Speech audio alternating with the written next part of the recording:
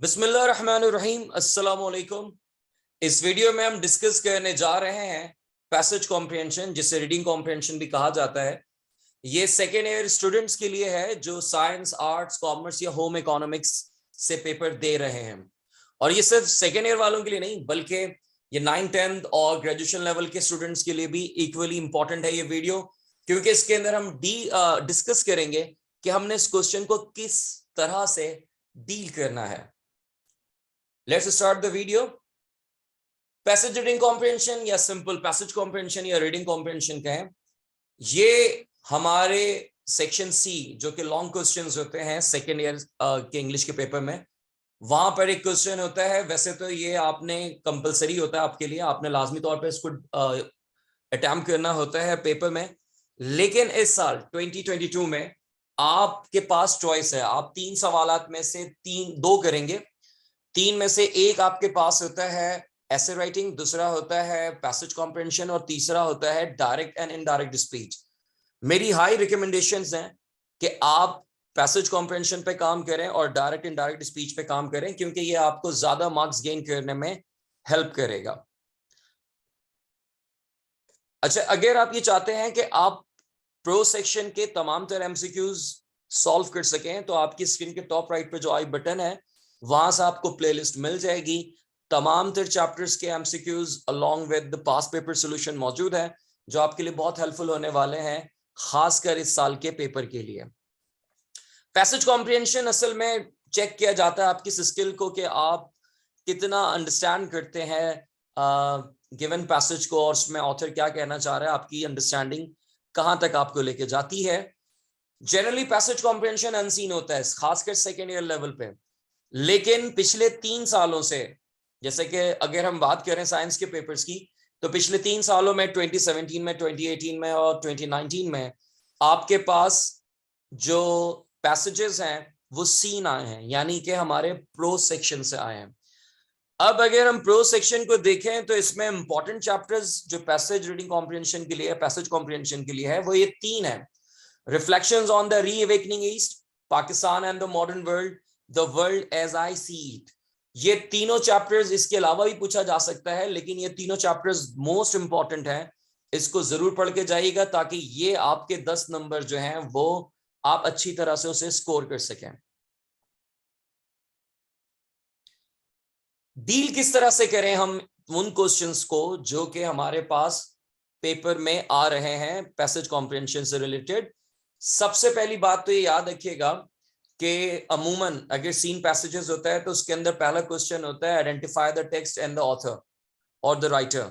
ठीक है ना, तो वो आपको टेक्स्ट का नाम अच्छे से याद हो और साथ साथ आपको ऑथर का नाम भी अच्छे से याद हो। अच्छा, जब आप अनसीन या सीन पैसेज देख रहे हैं तो ज्यादा बेहतर है कि आप पहले तमाम तक क्वेश्चंस पढ़ लें। क्वेश्चंस पढ़ने का ये फायदा होता है कि जब आप पैसेज पढ़ रहे होंगे तो आपका दिमाग आपको इंस्टेंटली बताएगा कि भाई this is the answer of that question. ठीक है, और टाइम आपका वेस्ट नहीं होगा, लिहाजा जरूरी है कि आप पहले पैसेजेस क्वेश्चंस को जो है आप अच्छे से पढ़ लें, फिर पैसेज की जो है थॉरो रीडिंग की तरफ आए। सेकेंड पॉइंट में हमने यही बात किया है कि पहले क्वेश्चंस पढ़ लें, उसके बाद आप पैसेज को थॉरोली पढ़ लीजिए। Don't copy paste the text from the passage exactly, try to modify it as much as possible. अच्छा, याद रखिएगा बोर्ड में अगर आप ऐसा करते हैं ना, जैसे हम स्कूल में करते थे कि यहां से यहां तक ब्रैकेट लगा दिया, ये आंसर है और इसको यहाँ पे कॉपी पेस्ट कर दें, ये तरीका गलत है। ठीक है, कोशिश करें कि आप अपने आंसर को मॉडिफाई करें। ठीक है, जिस तरह से इसका एक तरीका ये भी होता है कि जिस तरह से आपसे क्वेश्चन पूछा गया है उसी तरह से आप उसको आंसर करना शुरू करें, और फिर पैसेज के आंसर को उसके साथ क्या कर दें, कनेक्ट कर दें। तरीका ये होता है। अगर मुझे ज्यादा मॉडिफाई करना नहीं आता तो ये वाला पॉइंट, जो थर्ड पॉइंट है, दिमाग में रखिएगा। अभी जो पैसेज डिस्कस करेंगे उसके अंदर ये आपको एग्जांपल देके समझाऊंगा, तो ज्यादा बेहतर तौर पर आपको समझ आ जाएगी। Don't try to give your own opinion unless you are asked for it. अगर आपसे ओपिनियन नहीं मांगी गई आपकी, तो आप पैसेज में ही रहते हुए आंसर करें, खुद से अपनी राय मत डालें उसके अंदर। अच्छा, इसके अंदर एक क्वेश्चन और भी आता है वोकैबुलरी रिलेटेड। ठीक है, और ये हर साल वोकैबुलरी जरूर पूछते हैं, यानी कि अंडरलाइन कर देंगे 3-4 वर्ड्स और कहेंगे कि आप इस बताइए कि इसकी मीनिंग क्या है, या उसके सिनोनिम मांगेंगे या एंटोनिम मांगेंगे। तो इस केस में आपकी जो वोकैबुलरी है वो काफी वाइड होनी चाहिए, काफी ज्यादा उसकी डेप्थ होनी चाहिए। लेकिन अगर आपकी वोकैबुलरी बहुत रिच नहीं है तो उसका तरीका यह है कि आप उस पूरे सेंटेंस को पढ़ें, उसकी प्रीसीडिंग सेंटेंसेस को पढ़ें, वर्ड्स को पढ़ें, आगे वालों को भी पढ़ें। तो बहुत मुमकिन है कि आपको उस वर्ड की मीनिंग गेस करना आसान हो जाए। ठीक है ना? तो अगर आप उसे गेस कर चुके हो तो फिर आप उसे लिख लें। याद रखिएगा कि ज्यादा बेहतर होता है कि आप वोकैबुलरी के जो सिनोनिम्स या एंटोनिम्स होते हैं या उसकी जो मीनिंग होती है वो इंग्लिश में ही लिखें। लेकिन अगर आपको ऐसा लग रहा है कि भाई मुझे तो इंग्लिश नहीं आ रही, तो खाली छोड़ने की जरूरत नहीं है, उर्दू में ही लिख दीजिएगा। लेकिन ये बिल्कुल आखिर में जाके ऐसा सोचिएगा, ये कतई तौर पे आप कोशिश ना करेंगे मैं उर्दू में लिख के अपनी जान छुड़ा लूं। अच्छा, इसके अंदर एक क्वेश्चन और आता है वर्ड क्लासेस के आइडेंटिफिकेशन के लिए। मिसाल के तौर पे जैसे जुमला लिखा हुआ है for the word classes identification. अब आइडेंटिफिकेशन को पूछेंगे कि आइडेंटिफिकेशन नाउन है, वर्ब है, एडजेक्टिव है, क्या है? आप इसका पार्ट ऑफ स्पीच बताएं, कौन सा पार्ट ऑफ स्पीच है, या आप इसकी वर्ड क्लास बताएं, या ये बताएं कि ये वर्ड की कौन सी टाइप है। ठीक है? अब इसको डील करने के लिए कुछ आइडेंटिफिकेशंस हैं जो हम आपको बताते हैं अगली स्क्रीन में, और उससे आपको समझना आसान हो जाएगा कि हम वर्ड्स को कैसे आइडेंटिफाई करें। लेकिन याद रखिएगा आपकी वर्ड क्लासेस की नॉलेज बहुत अच्छी होनी चाहिए। आपको पता होना चाहिए पार्ट्स ऑफ स्पीच क्या है, आपको पता होना चाहिए noun, pronoun, adjective, verb, adverb, preposition, conjunction, interjection, ये क्या वर्ड्स होते हैं, किस तरह के वर्ड्स होते हैं, इसे अंडरस्टैंड करना बहुत जरूरी होता है। अगर आपकी इसकी अंडरस्टैंडिंग नहीं है तो आपको शायद थोड़ी सी मुसीबत हो। लेकिन हम कोशिश करेंगे कि हम आपको कुछ कुछ आइडेंटिफिकेशन बताते चलें जिससे आपको वर्ड्स को पहचानना आसान हो जाए। देखिए इस स्क्रीन पर जो आपके पास है उसमें हम बता रहे हैं कि नाउन्स को किस तरह से आइडेंटिफाई करें। देखें वो वर्ड्स जिनके सफिक्स में ION, ITY, ER, ISM है, और यहाँ पे MENT है, ANT है, शिप है, एज है, ERY है, नेस है। अगर कोई वर्ड इन तमाम तर एंडिंग्स के साथ आ रहा है जो आप देख रहे हैं अपनी स्क्रीन पे इस वक्त, तो इसका मतलब वो नाउन है। एग्जाम्पल्स देख लें आपके पास क्या है, क्रिएशन, नेशन, परमिशन, कम्युनिकेशन, ये सब क्या है, नाउन्स हैं।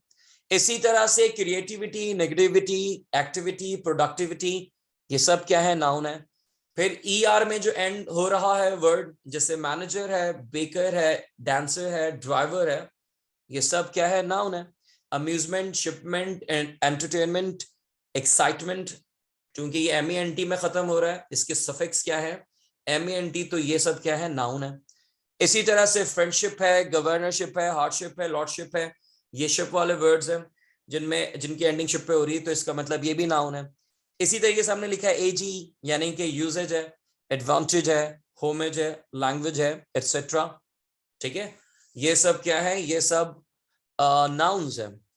और जो वर्ड ERY में खत्म हो रहे हैं जैसे फॉर्जरी है, ठीक है, जैसे नर्सरी है, सीनरी है, ये सब क्या है, नाउन है। इसी तरीके से वो वर्ड जो NESS पे खत्म होते हैं वो भी क्या होते हैं, नाउन होते हैं, जैसे कि ग्रेटनेस है, क्लीनलीनेस है, फारसाइटेडनेस है, इलनेस वगैरह है। एडजेक्टिव्स को आइडेंटिफाई करने का तरीका क्या है, वो वर्ड्स जिनके सफिक्स में ABLE, IBLE आ रहा है, या एंड में AL आ रहा है, या फल आ रहा है, या IC, IV या लेस आ रहा है, या एंड वो हो रहा है OUS में, या वर्ड एंड हो रहा है ISH में या ILE में, ये जनरली क्या होते हैं, एडजेक्टिव्स होते हैं। तो ये आपको आइडेंटिफाई करने में क्या करेगा, मदद करेगा। जैसे अंडरस्टैंडेबल है, कैपेबल है, रीडेबल है, इनक्रेडिबल है, ठीक है, मैथमेटिकल है, फंक्शनल है, इन्फ्लुएंशियल है, केमिकल है, सब AL पे खत्म हो रहे हैं, तो ये सब क्या है, एडजेक्टिव्स हैं। इसी तरीके से वो वर्ड जो IC पे खत्म हो रहे हैं जैसे आर्टिस्टिक है, फैंटास्टिक है, रस्टिक है, टेरिफिक है, हॉरिफिक है, तो ये सब के सब क्या हैं, एडजेक्टिव्स हैं। अच्छा, इसमें FUL के मैंने वर्ड्स नहीं इंक्लूड किए, भूल गए, जैसे ब्यूटीफुल है, ठीक है ना, और इस तरह के जो वर्ड्स हैं वो उसमें आपने क्या लगाना, सक्सेसफुल है, ये वो हैं जो कि एडजेक्टिव्स हैं। ठीक है? इसी तरीके से हमारे पास IV वाले वर्ड्स हैं, IV वाले जो सबमिसिव है, क्रिएटिव है, प्रिवेंटिव वगैरह है, LESS वाले हैं, जैसे सिल्वलेस है, शेमलेस है, कलरलेस, रेस्टलेस। अच्छा, वो तमाम से वर्ड्स जो OUS में खत्म हो रहे हैं, जैसे गॉर्जियस है, डेंजरस है, फैबुलस है, गॉर्जियस रिपीट हो गया, ये भी सारे एडजेक्टिव्स हैं।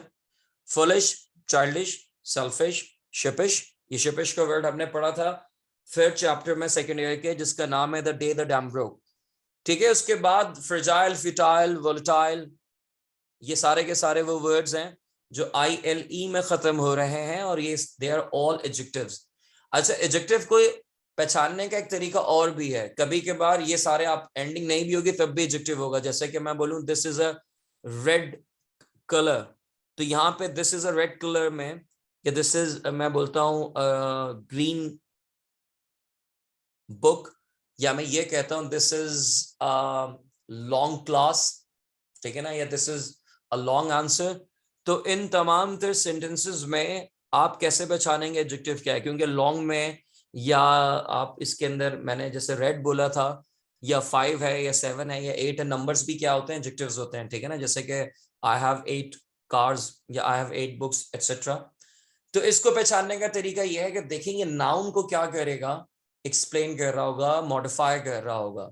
अगर मैं कहता हूं आई हैव 6 बुक्स, तो यहाँ पे बुक सबको पता है नाउन होता है, इसको जो चीज मॉडिफाई कर रही है वो 6 है, तो 6 एडजेक्टिव है।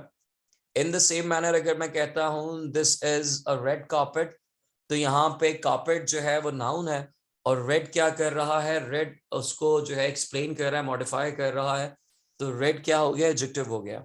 तो एडजेक्टिव को पहचानने का तरीका यह है कि देख लीजिए कि वो नाउन को एक्सप्लेन कर रहा है, या कभी कभी प्रोनाउन को भी मॉडिफाई कर रहा होता है। तो नाउन को मॉडिफाई करे या प्रोनाउन को मॉडिफाई करे, तो वो वर्ड्स भी क्या हो जाएंगे, एडजेक्टिव्स हो जाएंगे, इन तमाम तर आइडेंटिफिकेशंस के अलावा। अच्छा, अगर आप ये चाहते हैं कि आप पोइट्री के तमाम तर पोएम्स के, जो सेकेंड ईयर पोएम्स हैं उसके तमाम तर पोएम्स के MCQs देख सकें along with the past papers, practice कर सकें, तो आपकी स्क्रीन के टॉप राइट पर जो आई बटन है उसे क्लिक करके आप वहां से वीडियो देख सकते हैं। एडवर्ब्स को हमने कैसे आइडेंटिफाई करना है? एडवर्ब्स को आइडेंटिफाई करने का तरीका यह है कि जनरली, हमेशा नहीं, लेकिन जनरली वो LY पे खत्म होंगे, ठीक है ना, या WARDS वर्ड्स पे खत्म होगा, या वाइस पे खत्म होगा, तो वो क्या होंगे, वो एडवर्ब्स होंगे। एडवर्ब को आइडेंटिफाई करने का तरीका यह है कि आपको पता होना चाहिए कि एडवर्ब्स ना सिर्फ वर्ब को मॉडिफाई करता है, बल्कि खुद एडवर्ब को भी मॉडिफाई करता है, और एडजेक्टिव्स को भी मॉडिफाई करता है। तो आपको देखना होगा कि जो वर्ड एडजेक्टिव से पहले आ रहा है, जो एडजेक्टिव को मॉडिफाई कर रहा है, या जो एडवर्ब को मॉडिफाई कर रहा है, या किसी वर्ब को मॉडिफाई कर रहा है, अगर उनके एंड में तमाम तरह चीजें नहीं भी हैं, तब भी वो एडवर्ब्स हैं। मिसाल के तौर पे अगर मैं कहता हूं कि this is an extremely important business, तो this is an extremely important business में आपको पता है इंपॉर्टेंट एडजेक्टिव है, क्योंकि वो बिजनेस को मॉडिफाई कर रहा है। और बिजनेस को भी जो मॉडिफाई, इंपॉर्टेंट को भी जो मॉडिफाई कर रहा है, वो कौन सा वर्ड है, एक्सट्रीमली है। एक्सट्रीमली इंपॉर्टेंट बिजनेस में इंपॉर्टेंट इज एडजेक्टिव, क्योंकि वो बिजनेस को मॉडिफाई कर रहा है। इसी तरह से जिसके अंदर वर्ड एक्सट्रीमली है, वो क्या कर रहा है, वो इस एडजेक्टिव को मॉडिफाई कर रहा है, तो ये भी क्या हो गया, एडवर्ब हो गया, अगर इसके एंड में भी LY आ रहा है। तो याद रखिएगा, एडवर्ब्स मॉडिफाई करते हैं वर्ब, एडवर्ब्स और एडजेक्टिव्स को, तो ये आपको देखना पड़ेगा, अदरवाइज ये एंडिंग्स हैं आपके पास, ये सफिक्सेस हैं, ये आपको समझने में आसानी देंगे कि ये एडवर्ब है कि नहीं है। मिसाल के तौर पे यहाँ पे डाउनवर्ड्स है, होमवर्ड है, अपवर्ड है, clockwise, anti clockwise, likewise, lengthwise वगैरह है, ये सब के सब इंडिकेट कर रहे हैं कि ये एडवर्ब्स हैं। अच्छा, इन नाउन की बात कर ली मैंने, एडजेक्टिव की बात कर ली, एडवर्ब्स की बात कर ली। अब अगर मैं प्रोनाउन की बात करूं, अगर मैं प्रीपोजिशन, कंजंक्शन और इंटरजेक्शन की बात करूं, तो उसके लिए एज सच कोई खास आइडेंटिफिकेशंस नहीं है, ठीक है। उसके लिए आपकी अंडरस्टैंडिंग होनी चाहिए पार्ट्स ऑफ स्पीच की, जिसकी वजह से आप इन वर्ड्स को अच्छे से आइडेंटिफाई कर पाएंगे। और याद रखिएगा, ये अमूमन 2 से 3 नंबर का, समटाइम्स 4 नंबर का भी ये क्वेश्चन हो सकता है, तो इसकी अंडरस्टैंडिंग होना बहुत ज्यादा जरूरी है। एक पास पेपर का पैसेज सॉल्व कर लेते हैं ताकि समझना आसान हो जाए कि हमने काम किस तरह से करना है। ये गालबन 2018 में 2018 में साइंस के पेपर में आया है और ये सीन पैसेज है, because this is a speech of Liaquat Ali Khan and the name of the chapter is Pakistan and the modern world, और यही उनकी स्पीच का भी टाइटल था। ठीक है, तो सबसे पहले आपने क्वेश्चन देख लेना है, identify the title of the text and the writer. मैंने बताया था कि अगर सीन पैसेजेस होंगे, पैसेज होगा, तो जनरली जो पहला क्वेश्चन है वो यही होता है कि आइडेंटिफाई करें कि टेक्स्ट कहां से लिया है, इसका राइटर कौन है। Explain in your own words underline line what is the real meaning of freedom of the author and identify the parts of speech of the following words, domination, outworn, liberty and earn. ये आपके पास 4 words हैं जिनकी part of speech को identify करना है। ठीक है, तो अब आप पैसेज को पढ़ें थॉरली के ये खासकर क्वेश्चन नंबर 3 के लिए। ठीक है, क्वेश्चन नंबर 3 को आप आंसर कर पाएंगे जब आपने क्वेश्चन को पढ़ने के बाद पैसेज पढ़ा हो। ठीक है, ये सब आपने पढ़ लिया। ठीक है ना, मैं इसको रीड करने में टाइम वेस्ट नहीं कर रहा, वीडियो में आगे चलते हैं और देखते हैं कैसे सॉल्व करना है। मैंने एक पॉइंट 3 आपको बताया था जिसमें मैंने कहा था कि आपने डिटो कॉपी पेस्ट नहीं करना है बल्कि मॉडिफाई करना है क्वेश्चन को, सॉरी अपने आंसर को, और मॉडिफाई करके लिखना है। लेकिन अगर मेरी इतनी ज्यादा स्किल नहीं है तो मैं क्या करूंगा इसको डील करने के लिए। तो देखें आपके पास लिखा हुआ identify the title of the text and the writer. इसका जब मैं आंसर करूंगा तो मैंने आंसर को शुरू ये किया है कि the passage that has been given for identifying the title of the text and the writer. तो चूंकि हमें आइडेंटिफाई करने के लिए दिया गया तो हमने अपने आंसर को शुरू ही इस तरह से किया है। अमूमन बच्चे पता है क्या गलती करते हैं, वो डायरेक्ट नाम लिख के आ जाते हैं, Pakistan and the modern world, Liaquat Ali Khan. इतना सा जवाब लिखने की जरूरत नहीं है कि इसमें मार्क्स नहीं मिलने। फिर आपको आपने प्रॉपरली अपने आंसर को शुरू किया उसी तरह से जिस तरह से क्वेश्चन किया गया, identify the title of the text and the writer. हमने लिखा the passage that has been given for identify the title of the text and the writer has been taken from the chapter Pakistan and the modern world which was written by Liaquat Ali Khan. मेरा answer यहाँ पे complete हो चुका है। लेकिन चूंकि scene passages हैं तो कोशिश कर लें कि आप इसके अंदर एक पैराग्राफ और जो है लिख सकें ताकि आपके आंसर जो है वो थोड़ा सा लार्ज हो जाए। अब हमने लिखा है इस चैप्टर के बारे में कि this is basically the text of a speech. ये जो चैप्टर है Pakistan and the modern world, ये टेक्स्ट है स्पीच का जो लियाकत अली खान ने डिलीवर किया था कैंसस यूनिवर्सिटी अमेरिका में।